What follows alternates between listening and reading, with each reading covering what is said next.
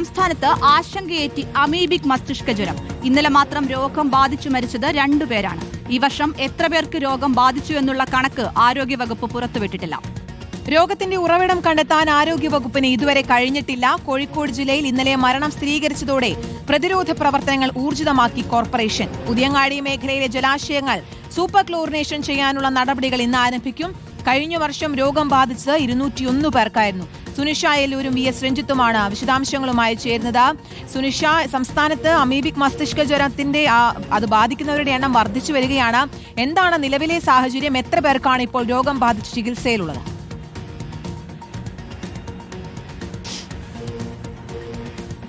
കീർത്തന, ആതിര, വലിയൊരു ആശങ്ക കൂടി ആശങ്കാജനകമായ ഒരു രീതിയിലേക്ക് കടക്കുന്നു എന്നുള്ളത് തന്നെയാണ്. കാരണം ഒരിടവേളയ്ക്ക് ശേഷം വീണ്ടും അമീബിക് മസ്തിഷ്ക ജ്വരം ബാധിച്ചുകൊണ്ട് 2 പേർ തിരുവനന്തപുരത്തും കോഴിക്കോടുമായി 2 പേർ മരിക്കുന്ന ഒരു സ്ഥിതിയിലേക്ക് പോയിട്ടുണ്ട് എന്നുള്ളതാണ്. ഈ പറഞ്ഞതുപോലെ വലിയൊരു വർധനവ് അമീബിക് മസ്തിഷ്ക ജ്വരം ബാധിക്കുന്നവരിലും മരണനിരക്കും കൂടിയിട്ടുണ്ട് എന്നുള്ളതാണ്. 2024 കണക്ക് നോക്കുകയാണെങ്കിൽ ഒരുപക്ഷെ 50-ന് താഴെ മാത്രമായിരുന്നു അമീബിക് മസ്തിഷ്ക ജ്വരം ബാധിച്ചവരുടെ എണ്ണം എന്ന് പറയുന്നത്. പക്ഷേ അത് 2025 എത്തുമ്പോൾ 3 ഇരട്ടിയിലും മുകളിലായി. ഈ രോഗം ബാധിച്ചവരുടെ എണ്ണം മാത്രം 200-ന് മുകളിലാണ്.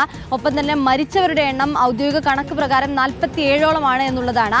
പക്ഷേ ഇപ്പോഴും ഉറവിടം എവിടെ നിന്നാണ് എന്ന് കണ്ടെത്താൻ ആരോഗ്യവകുപ്പിന് കഴിഞ്ഞിട്ടില്ല എന്നതാണ് ഏറെ പ്രധാനപ്പെട്ടത്. നേരത്തെ തന്നെ ഇതുമായി ബന്ധപ്പെട്ടുകൊണ്ടുള്ള പഠനമെല്ലാം തന്നെ നടന്നിരുന്നു. ഈ 2025 കാലത്തിൽ തന്നെ ഇങ്ങനെ നിരന്തരമായി അമീബിക് മസ്തിഷ്ക ജ്വരം ബാധിച്ച മരിക്കുന്ന ഒരു സാഹചര്യത്തിലായിരുന്നു അത്തരമൊരു പഠനത്തിലേക്ക് കടന്നിരുന്നത്. പക്ഷേ ആ പഠനത്തിലും കൃത്യമായ ഉറവിടത്തിലേക്ക് എത്താൻ ആരോഗ്യവകുപ്പിന് കഴിഞ്ഞിട്ടില്ല എന്നുള്ളതാണ്. നിലവിൽ മലിനജലത്തിൽ നിന്നാണ് ഈ രോഗം ബാധിക്കുന്നത്. അതുകൊണ്ട് തന്നെ മലിനജലത്തിൽ ഇറങ്ങുന്നത് അത്തരത്തിലുള്ള അണുനശീകരണ പ്രവർത്തനം അടക്കം നടത്തണമെന്നുള്ളതായിരുന്നു ആരോഗ്യവകുപ്പ് നേരത്തെ നൽകിയിരുന്ന നിർദ്ദേശം. പക്ഷേ ഈ മലിനജലത്തിൽ ഇറങ്ങാത്തവർക്ക് അല്ലെങ്കിൽ അത്തരം ഇടപെടൽ നടത്താത്തവർക്ക് പോലും ഈ അമീബിക് മസ്തിഷ്ക ജ്വരം വരുന്നുണ്ട് എന്നുള്ളതാണ് മറ്റൊരു തരത്തിൽ ആശങ്ക ഉയർത്തുന്നത് എന്നുള്ളത് തന്നെയാണ്. ഏതായാലും നിലവിൽ ഈ ജാഗ്രത പാലിക്കണമെന്നൊരു നിർദ്ദേശം ആരോഗ്യവകുപ്പ് നൽകുന്നുണ്ട്. ഏതായാലും വലിയ ഉയർച്ച തന്നെ, അതായത് ഈ വർധനവ് തന്നെയാണ് ഈ കണക്കുകളിൽ ഉണ്ടായിരിക്കുന്നത് എന്നുള്ളതാണ്. ഒരുപക്ഷെ ഈ വർഷം തുടങ്ങി 2 മരണം കൂടി സംഭവിച്ചിരിക്കുന്നു. അങ്ങനെയെങ്കിൽ കൂടുതൽ പേർക്ക് രോഗം ബാധിക്കാനുള്ള സാധ്യത കൂടി ആരോഗ്യവകുപ്പ് കണക്കിലെടുക്കുന്നുണ്ട്. ഏതായാലും അത്തരത്തിലുള്ള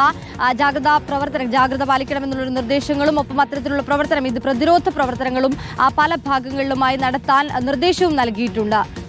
ശരി, സുനിഷ എല്ലൂരാണ് വിശദാംശങ്ങൾ. വി എസ് രഞ്ജിത്ത് കൂടി ചേരുന്നുണ്ട്. വി എസ് രഞ്ജിത്ത്, കോഴിക്കോട് ഇപ്പോൾ എത്ര പേരാണ് ചികിത്സയിലുള്ളത്? എന്തൊക്കെയാണ് ആരോഗ്യവകുപ്പ് സ്വീകരിച്ചിട്ടുള്ള പ്രതിരോധ നടപടികൾ?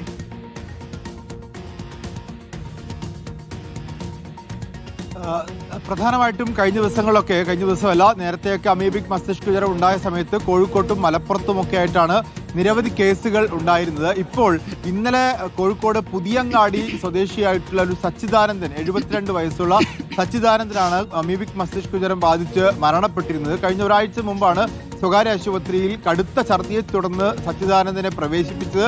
പിന്നീട് അമീബിക് മസ്തിഷ്ക ജ്വരമാണ് എന്ന് കണ്ടെത്തിയിരുന്നു. പക്ഷേ അപ്പോഴും ഈ മസ്തിഷ്ക ജ്വരം എവിടെ നിന്നാണ് ബാധിച്ചത് എന്നതിനെക്കുറിച്ച്, അതിൻ്റെ ഉറവിടത്തെക്കുറിച്ച് ഒരു ധാരണയും ഇപ്പോഴും ഉണ്ടായിട്ടില്ല. വീട്ടിലെ കിണർ വെള്ളം പരിശോധനയ്ക്ക് അയച്ചിട്ടുണ്ട്. പക്ഷേ കിണറ്റിലെ വെള്ളത്തിൽ നിന്ന് അമീബിക് മസ്തിഷ്ക ജ്വരം ബാധിക്കാനുള്ള സാധ്യതയില്ല എന്നുള്ളതാണ് കുടുംബമൊക്കെ പറഞ്ഞു വെക്കുന്നത്. ഏതായാലും കിണർ വെള്ളം പരിശോധനയ്ക്ക് അയച്ചിട്ടുണ്ട്.